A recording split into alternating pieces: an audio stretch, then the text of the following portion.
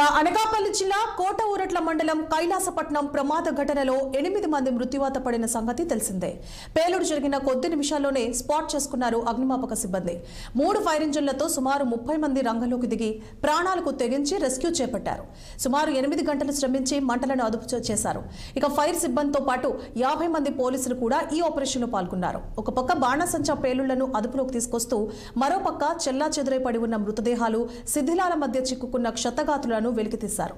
ఇంత ప్రమాదకర పరిస్థితుల్లో ప్రాణాలను పడంగా పెట్టి విధులు నిర్వహించిన అగ్నిమాపక సిబ్బందితో మా ఉమ్మడి విశాఖ ప్రతినిధి కీర్తి కన్నబాబు ఫేస్ టు ఫేస్.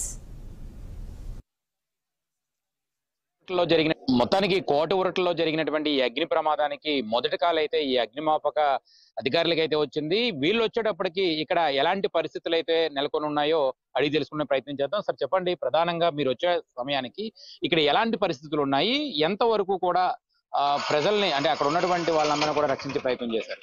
మీరు బ్లాస్ట్ మాకు ఒంటికన్నా కాల్ వచ్చింది సార్. మీరు 1:30కి ఇక్కడ రీచ్ అయ్యాము. ఆటో బ్లాస్ట్ అయిపోయింది. అప్పటికి బ్లాస్ట్ ఫైర్ అవుతుంది. ఫైర్ నిప్పులు పడుతున్నాయి. మేము అప్పుడు వాటర్ ఊళ్ళో పెట్టుకొని ఒక్కొక్కరు కంట్రోల్ చేసుకుని వెళ్ళాం సార్. బాడీలు కూడా మేము ఉన్నప్పటికీ ఉన్నాయి బాడీలు ఆటోమేటిక్గా. సో ఏ సమయానికి వచ్చారు సార్ మీరు? వచ్చిన మీకు ఎన్ని గంటలకు కాల్ వచ్చింది? ఏ సమయానికి ఇక్కడ మీరు చేరుకున్నారు? 1 గంటకు వచ్చింది సార్. మాకు 1:30 ఆ టైంకి వస్తాను. రీచ్ అయిపోయి మా వెహికల్ చాలదని నక్కపల్లి ఎలమంజలు కూడా వెహికల్ తీసి మా అధికారి కూడా మెసేజ్ చెప్పాం. అధికారి కూడా అందరూ వచ్చారు. ఇంత కంట్రోల్ చేసాం. మేము ప్రాణాలు తెగించి ఇంత కష్టపడి చేసాం సార్. సో ఎన్ని గంటల పాటు ఈ రెస్క్యూ ఆపరేషన్ జరిగింది? ఎంతమంది ఎన్ని టీములు ఇందులో పాల్గొన్నాయి సార్? సార్ మా ప్రజెంట్ అయితే ఇప్పుడు 8 గంటల వరకు మేము ఫైర్ ఫైటింగ్ చేసాం సార్. 1 గంట 35 నిమిషాలకి ఇక్కడ మనకి రీచ్ అయిన తర్వాత 1:35 నుంచి రాత్రి 8 గంటల వరకు ఈ టైం వరకు కూడా మేము రెస్క్యూ చేసి ఇంచుమించుగా 3 టీములు సార్. అంటే మనకి అసిస్టెంట్ కావాలి మన దగ్గర ఉన్నటువంటి ఎలమంచిలో ఫైర్ స్టేషన్ వాళ్ళకి, తర్వాత నక్కపల్లి అవుట్ పోస్ట్ సర్వీస్ వాళ్ళ అగ్నిమాపక కేంద్రం వాళ్ళకి కూడా మేము ఫోన్ చేసి రప్పించి మాకు అసిస్టెంట్ గా ఉండి వాళ్ళు మేము కలిపి ఈ 3 టీములు కూడా సుమారుగా 8 గంటల వరకు మేము కష్టపడి పనిచేస్తాం సార్. ప్రాణాలు తగ్గించి ఫైర్ ని కంట్రోల్ తెచ్చాం.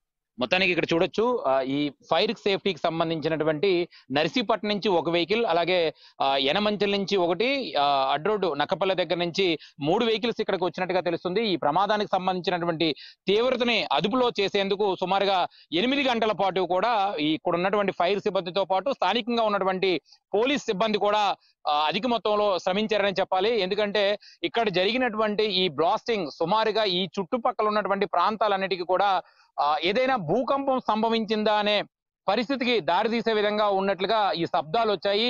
ఒక్కసారిగా అంతా కూడా అల్లకొల్లాలంగా అయినటువంటి పరిస్థితి కనబడింది. పెద్ద ఎత్తున పొగలైతే అలుముకున్నాయి, శబ్దాలు కూడా ఆ స్థాయిలోనే వచ్చాయి. కాబట్టి ఇక్కడ ఉన్నటువంటి చుట్టుపక్కల ఉన్నటువంటి రైతులంతా కూడా భయప్రాంతులకు గురయ్యారని చెప్పాలి.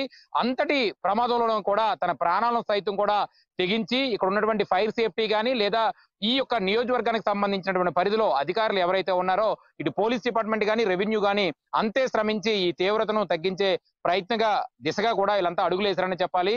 ఏదేమైనప్పటికీ కూడా ఇలాంటి ఘటనలు మళ్ళీ జరగకుండా పునరావసం కాకుండా ఉండేందుకు ఇటు అధికార యంత్రాంగాన్ని రాష్ట్ర ప్రభుత్వం కానీ తగు చర్యలు అయితే తీసుకోవాలి. జిల్లా వ్యాప్తంగా ఎన్ని ఇలాంటి పరిశ్రమలు ఉన్నాయి, ఆ పరిశ్రమలకు ఎంతవరకు పర్మిషన్స్ ఉన్నాయి అనే విషయాన్ని కూడా ఆరా తీసి తెలుసుకోవాలంటూ కూడా ఇటు ప్రజా సంఘాలు కానీ లేదా ఇటు ఉన్నటువంటి ఎన్జిఓస్ కానీ పెద్ద ఎత్తున డిమాండ్ చేస్తున్నటువంటి పరిస్థితి చాలా స్పష్టంగా కనబడుతుంది. కెమెరామ్యాన్ రుద్రతో కన్నబాబు, విశాఖ కోట ఊరట్ల నుంచి. తెలంగాణలో